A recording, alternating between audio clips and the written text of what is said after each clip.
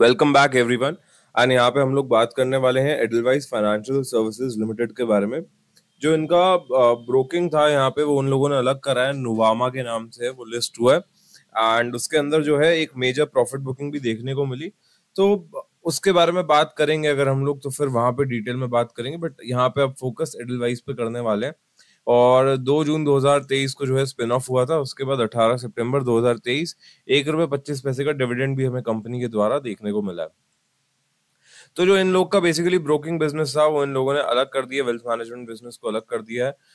I don't know whether it was good और not, because Edelweiss देखो, अगर आप सिर्फ एडलवाइस को सोलली लोगे तो वो एक अच्छा ब्रांड नेम एंजॉय कर रहे थे। एंड आई डोंट नो कि उन्होंने ये स्टेप किस हिसाब से उठाया, क्योंकि यहाँ पे अगर आप ब्रोकिंग हाउसेस में देखोगे तो मुझे लगता है बहुत major broking companies already available हैं। एंड ठीक है, इनके पास में और भी एस्पेक्ट्स हैं टू केटर ऑन, जैसे कि म्यूचुअल फंड डिस्ट्रीब्यूशन हो गया, बट उसमें भी बड़ी कंपनीज अवेलेबल हैं अगेन, तो वो फैक्टर थोड़ा सा देखने वाला है। अगर हम लोग इस कंपनी की बात करें तो अब ये जो है इन्वेस्टमेंट बैंकिंग और एडवाइजरी सर्विसेज प्रोवाइड कर रहे हैं। एंड यहाँ पे इनकी वेबसाइट पे जाकर हम लोग देख सकते हैं asset management, reconstruction, insurance, credit. और मुझे लगता है अब इनका जो फोकस होगा वो इंश्योरेंस सेक्टर पे ज्यादा होगा। हाँ, इंश्योरेंस में इनके पास पकड़ भी अच्छी है, बट लेट्स सी। और देखो, वैसे एक बात ये भी है कि इंश्योरेंस के अंदर जो नई कंपनीज आई है ना, they are spending way too much on marketing, they are spending way too much on creating new schemes to attract more customers। तो मुझे लगता है वो फैक्टर भी आपको देखना चाहिए।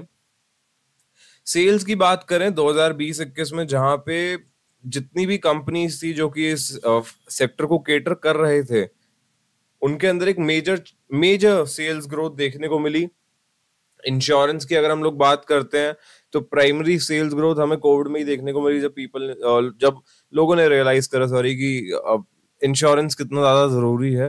बट यहाँ पे वो नहीं हुआ, तो ये मतलब मुझे लगता है बहुत अच्छी अपॉर्चुनिटी को टैप नहीं कर पाए। एंड सेल्स यहाँ पे 2023 की ठीक है 2022 से अगर आप कंपेयर करोगे, बट इन एंड आउट कोई खास ग्रोथ नहीं देखने को मिली है, स्पेशली आफ्टर मार्च 2018। तो वो एक फैक्टर है, उससे पहले अच्छी ग्रोथ थी कंपनी में। यहाँ पे ऑपरेटिंग प्रॉफिट मार्जिन भी स्लैश हुआ है, हाफ हो गया 2018 के बाद में, 33% के क्लोज है। 406 करोड़ का नेट प्रॉफिट यहाँ पे कंपनी के द्वारा रिपोर्ट किया गया है। ये इसलिए मेजर है क्योंकि इनका ऑपरेटिंग प्रॉफिट मार्जिन अच्छा है, एसेट लाइट मॉडल है, एक तो सबसे बड़ी चीज वो, तो वो इसका वो बहुत मेजर बेनिफिट ये लोग एंजॉय करते हैं। बोरिंग्स 21,000 करोड़ के हैं यहाँ पे कंपनी के पास में इस समय पे। एंड अदर बोरिंग्स का कंपोनेंट है, ये एक बार हम लोग स्टडी करके आपके साथ में अपडेट करेंगे। आज हम लोगों ने इसकी बैक स्टडी बिल्कुल नहीं करी है एंड डायरेक्टली बना रहे हैं, तो please bear with us.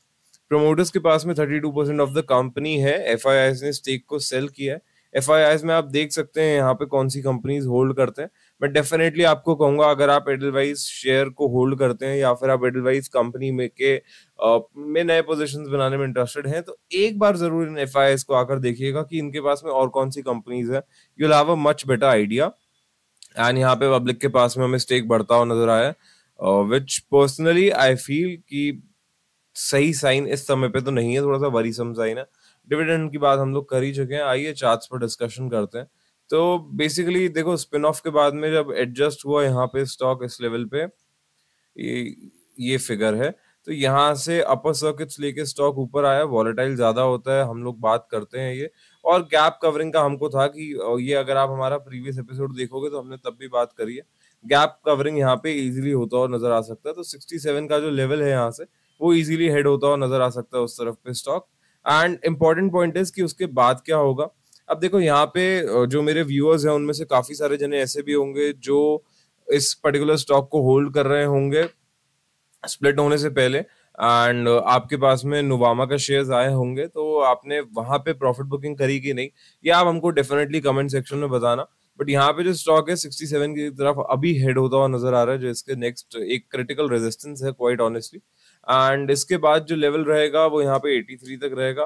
Personally अगर आप हमसे पूछेंगे, हमें स्टॉक में पोजीशंस नहीं बना रहे हैं, ना बनाने की चेष्टा कर रहे हैं, क्योंकि हमें पर्सनली ऐसा लगता है कि अगर आप वेल्थ के बिजनेस में जा रहे हो, देखो वेल्थ का बिजनेस है, it's a business of trust, तो वो फैक्टर आपको यहाँ पर देखना चाहिए। एडलवाइज ने कितना काम किया है उसकी तरफ वो थोड़ा सा देखिए। बट जो इन लोग का नया ऐप है ना, वो नुवामा वाला, वो ऐप का इन्होंने अच्छा मतलब प्रमोशन करा, and that is good thing, that is one good thing जहाँ पे डेफिनेटली हमें बात करनी चाहिए।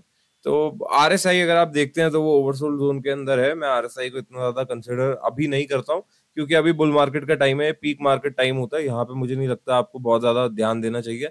यहाँ पे करेक्शंस भी जल्दी आते हैं, तो वो फैक्टर आपको देखना है। एंड अगर आप यहाँ पोजीशंस बना रहे हैं, 58 के नीचे क्लोजिंग मिलती है, तो आई थिंक वो एक अच्छा लेवल हो सकता है स्टॉप लॉस कंसिडर करने के लिए।